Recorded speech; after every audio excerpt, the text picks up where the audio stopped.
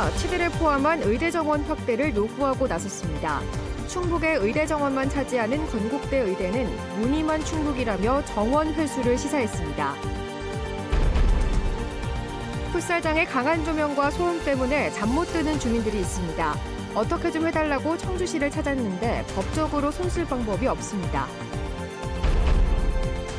새로 시행된 형사공탁제도가 감형의 수단이 되고 있습니다. 피해자가 엄벌을 탄원해도 가해자의 일방적 공탁이 감형 요인이 되고 있습니다.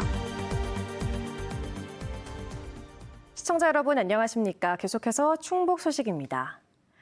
충청북도가 지역 의대 정원을 지금보다 2배 이상 늘리고 국립치과대학도 개설해달라고 정부에 요구하기로 했습니다. 김영환 충북지사는 무늬만 충북이라는 비판을 받는 건국대 의대는 정원을 회수할 수도 있다고 말했습니다. 김대웅 기자입니다.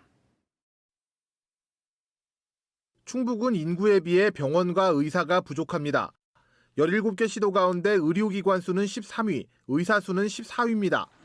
의사가 부족해 공공의료원과 종합병원은 20% 가까이 의사 정원을 채우지 못하고 있습니다. 이렇다 보니 치료 가능 사망자 수는 10만 명당 50명으로 전국에서 가장 많습니다. 충주의료원이나 아니면 이제 시군의 다른 병원 같은 경우에도 워낙 의사들을 구하기 힘든 상황이다 보니까 지금 응급 환자 같은 경우에도 대응하기가 힘들고. 충청북도가 의과대학 정원 확대를 본격적으로 추진하고 나섰습니다. 현재 충북대와 건국대 두 곳에 89명인 정원을 197명으로 늘리고 충북대에는 정원이 50명인 국립치과대학 설립을 정부에 건의하기로 했습니다. 충북의대 정원이 다른 비수도권 광역시도의 절반에도 못 미쳐 결국 지역에 근무하는 의사도 적다는 겁니다. 김영환 충북지사는 의대 정원이 적은 것이 지역민의 건강은 물론 교육과 인구에도 영향을 미치고 있다면서 정부에 강력하게 건의하겠다고 밝혔습니다.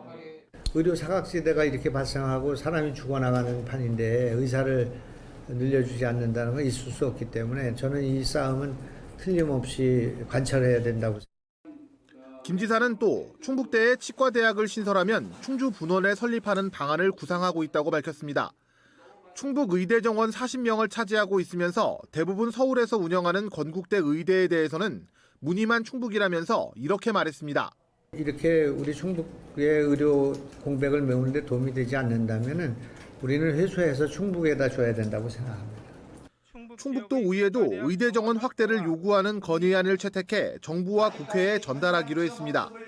정부와 의사협회는 2025학년 의대 정원을 늘리는 것을 두고 협의를 진행 중인데 의사들의 반대가 적지 않습니다.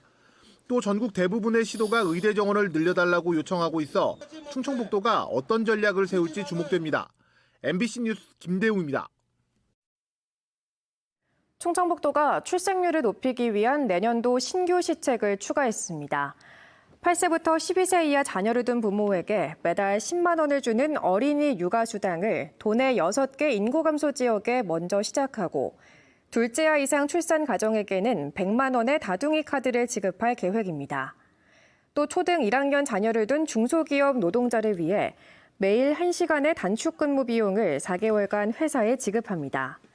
충청북도는 신규 시책을 위한 내년도 예산 54억 5천만 원을 도의회에 제출할 예정입니다. 인근에 들어선 풋살장 때문에 아파트 주민들이 몸살을 앓고 있습니다. 주로 밤 시간대 풋살장을 이용하다 보니 야간 조명과 소음에 고통받는 건데요. 졸지에 저녁이 없는 삶을 보내고 있지만 마땅히 규제할 방법도 없습니다. 이지연 기자가 보도합니다. 자정이 다 된 시각, 청주의 한 아파트에서 찍은 영상입니다. 거실 창밖으로 눈이 부실 정도의 강한 빛이 들어옵니다. 100m도 안 되는 건너편 풋살장이 쏜 빛입니다. 지난달 풋살장이 문을 연 뒤부터 주민들은 이 빛 때문에 밤잠을 설치고 있습니다. 일단 조명을 켜면 창문 밖을 쳐다볼 수가 없어요. 눈이 너무 아파서 태양 보는 것처럼. 소음도 문제입니다. 공을 차면서 지르는 소리에 깜짝 놀라기 일쑤입니다. 참다 못한 입주민 30여 명이 구청 앞 집회에 나섰습니다. 빛공해, 소음공해, 주민들은 죽어간다! 죽어간다! 죽어간다! 10m짜리 조명탑을 신고 없이 설치했다며 풋볼장을 이전시키라고 청주시를 압박하기 위해 모였습니다. 해결이 돼야 되겠죠. 저희는 없어졌으면 좋겠습니다. 이전이 됐으면 좋겠어요. 하지만 해법은 마땅치 않습니다. 조명탑은 신고사항이라 규제할 근거도 없고 풋살장 자체가 소음을 규제하는 체육시설법의 적용 대상도 아니기 때문입니다. 이에 따라 체육시설인 경우 지자체가 소음과 안전조치 등에 한해 관리 감독할 수 있지만 풋살장은 아무것도 할 수 있는 게 없습니다. 국민 건강 진흥을 위해 체육 활동을 촉진하는 과정에서 빠진 겁니다.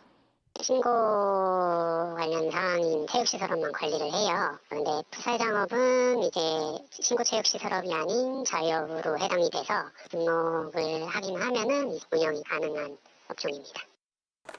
풋살장도 난감하긴 마찬가지입니다. 운영 시간을 줄이고 조도도 낮췄지만 무작정 나가라고만 한다는 겁니다. 낮 시간 영업까지 방해하는 통에 오히려 피해를 보고 있다고 주장합니다. 사각지대에 놓인 풋살장. 개발 허가를 받아 영업을 시작한 풋살장과 전역을 잃은 주민 사이 갈등만 깊어지고 있습니다. MBC 뉴스 이지연입니다. 청주의 한 아파트에서 이웃 주민을 상대로 흉기 위협을 벌인 40대가 집행유예 판결을 받았습니다.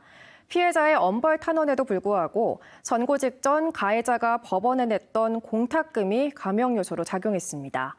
피해자는 알지도 못했던 이 공탁금, 지난해 말 시행된 형사공탁제도 때문입니다. 김은초 기자가 보도합니다. 지난해 8월 청주의 한 아파트. 현관문 곳곳이 날카롭게 파였고 여기저기 혈흔도 묻었습니다. 인터폰은 아예 뽑혀나갔습니다. 과거 층간소음으로 갈등이 있던 위층 남성이 흉기를 들고 찾아와 돌발 행동을 한 겁니다.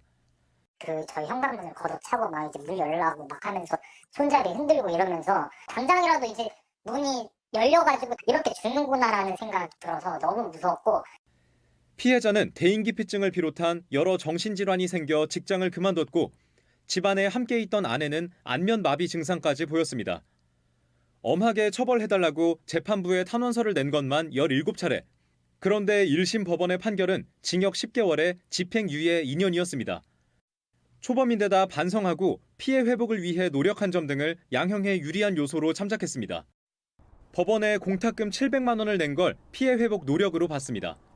일방적인 공탁에 대해 피해자가 거절 의사를 재판부에 피력할 수 있지만 공탁이 선고에 임박해 대응할 수 없었습니다. 피해자는 사건 이후 가해자가 다시 달려들려 하는 등 지속적인 위협을 느꼈다며 법원의 판단을 이해할 수 없다는 입장입니다.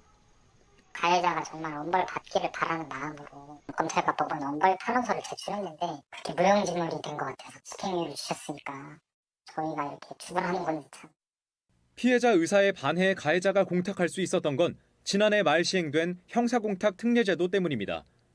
이전에는 피해자 주민등록번호와 주소 등을 알아야 공탁을 신청할 수 있었는데 이제는 사건 번호만 쓰면 가능해진 겁니다. 피해자 인적 사항을 불법적으로 알아내는 등 2차 피해를 막기 위해 법이 개정됐지만 오히려 가해자의 감형수단으로 활용되면서 법 시행 이후 반년 동안 형사공탁 신청은 60% 가까이 증가했습니다. 형사공탁이 이뤄진 사건 가운데 86%는 실제로 형량이 깎였다는 분석도 있습니다. 법 쪽에도 이달 초 성명을 내고 제도 개선이 필요하다고 지적했습니다. 사장하지 않으면 사실 이 피해자랑 아무 상관이 없는 돈이잖아요. 법원에서 피해자가 수령하지 않을 거니까 감경사를 삼지 않겠다 하고 집행유예를 안 때리면 피해가 일어나진 않을 수도 있는 거거든요. 검찰도 지난달 법원 행정처와 함께 선고 직전 이뤄지는 기습공탁 대응책을 마련하겠다고 밝히기도 했습니다. MBC 뉴스 김은초입니다. 충북대와 교통대 통합 여부를 가를 각 대학 구성원들의 찬반 투표가 시작됐습니다. 충북대학교는 오늘 오전 9시부터 교수와 교직원은 온라인으로, 학생은 교내 13곳에 마련한 기표소에서 찬반 투표를 진행합니다. 투표율을 높이기 위해 현장 투표는 내일 오후 4시까지 이루어집니다. 충북대는 교수와 직원, 학생 3주체 가운데 2주체가 반대할 경우 통합하지 않기로 합의했습니다. 교통대는 내일 찬반 투표를 진행합니다. 뉴스를 마칩니다. 고맙습니다.